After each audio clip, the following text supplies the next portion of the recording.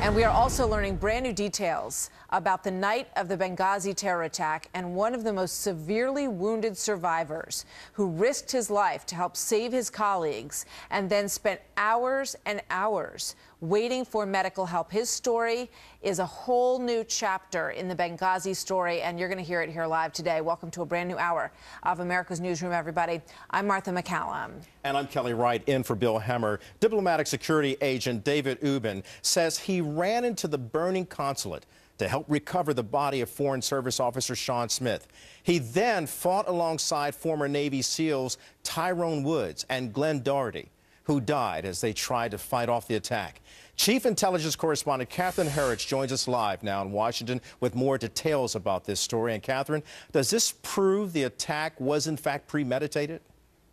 Well, Kelly, confidential sources tell Fox News that during the second wave of the attack, diplomatic security agent David Ubben was on the roof of the CIA annex along with former Navy SEALs Tyrone Woods and Glen Doherty. In another sign, the attacks were premeditated. 3 mortar rounds rained down on the compound. The first fell short of the annex about 50 yards away, but the subsequent mortar rounds were direct hits. Both Woods and Doherty were killed, with the mortar shredding Ubben's right leg.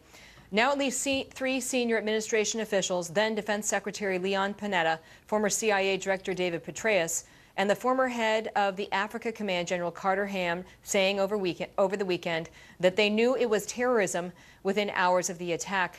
And with hearings scheduled on Benghazi this fall, lawmakers hope that David Ubben will feel that he is well enough and able to publicly testify because he's one of the only survivors to witness both waves of the attack, the first at the consulate and then the second at the CIA compound, Kelly. You know, he went through such a difficult ordeal from his story. So what are we learning now about the actual evacuation? Well, having made direct contact with Ubben, Fox News is obscuring this photo to respect his request for privacy as he remains focused on his family and his recovery alongside America's wounded warriors from Afghanistan and Iraq at Walter Reed. He was injured so severely that 10 months later he is still being treated at that Walter Reed Medical Center. 4 State Department employees, including Ubben, were injured at Benghazi, and those who know the diplomatic security agents say the response on the night was inadequate on many levels. That's a good question. No, it wasn't a medical plane. Is that what he told you? I'm just saying, it wasn't a medical plane. That medical plane has a door big enough to get somebody on a gurney through it without turning them sideways. We owed our people better than they got.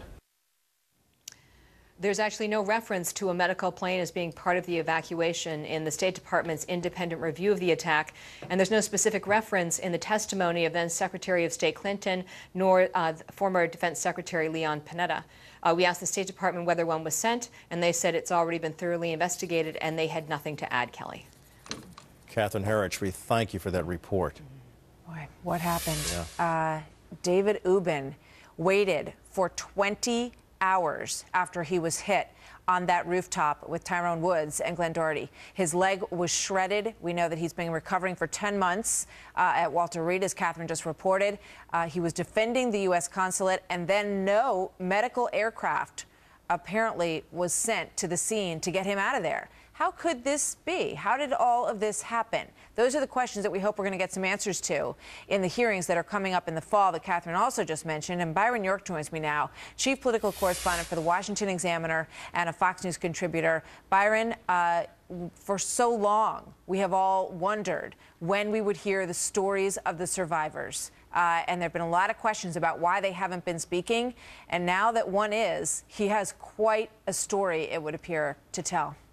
Well, he does, and the amazing thing about Catherine's story is that members of Congress who've been investigating this for months and months have not heard it. They have never heard from a survivor who was on the ground in Benghazi that night of September 11, 2012, and they have tried and not been able to do it. Remember, in May, there was a very dramatic testimony from Gregory Hicks, who was a top U.S. State Department official, but he was hundreds of miles away in Tripoli, and his story was pretty dramatic. Imagine what we'll hear from the people who are actually there. Now, recently, Frank Wolf, a congressman from Virginia, accused the State Department of actually making Benghazi survivors sign non-disclosure agreements, saying they wouldn't talk about this. Now, the State Department said that is not true. They have not done that.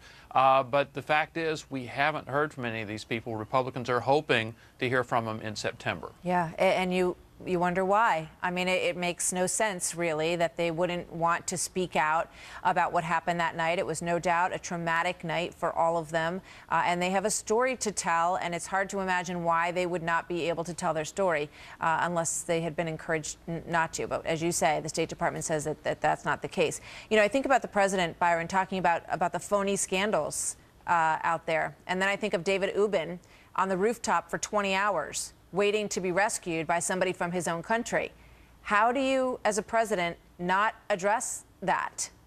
Boy, this really does not help. You're right. The president, in all three of his speeches this week in Illinois and Missouri and Florida, said that Republicans were playing politics with, quote, phony scandals. Now, the survivors themselves, their families, and the families of those people who were killed, all four people who were killed there, are looking at this and saying, this is not a phony scandal. This is not a phony event. It really actually happened. And again, Republicans have had a very, very difficult time on this. Democrats have wanted to move on or stress some other areas of the story. I mean, Benghazi is a multifaceted story. You have why weren't we prepared? Why haven't the perpetrators been caught yet? And then you have what did we do to help those people who were under attack for several hours, not just a few minutes, but for 7 or 8 hours on the night of September 11th. So that's the part the Republicans have had the most trouble finding out about, and that's the part they're going to keep pressing in September. And Byron, my mind goes back to the order to stand down and how none of this may have happened if that order to stand down had not been given, and we still don't know who gave that order. So that remains a really serious question here as well. Byron, thank you very much. We'll see you next time. And while we're on this topic, a brand new Fox News poll on the consulate attack is out. The poll finding a majority of voters think President Obama should have ordered U.S. troops to go in and help the Americans in Benghazi. 62% say the president should have sent troops into military action. 24% say the president was right in not sending U.S. forces.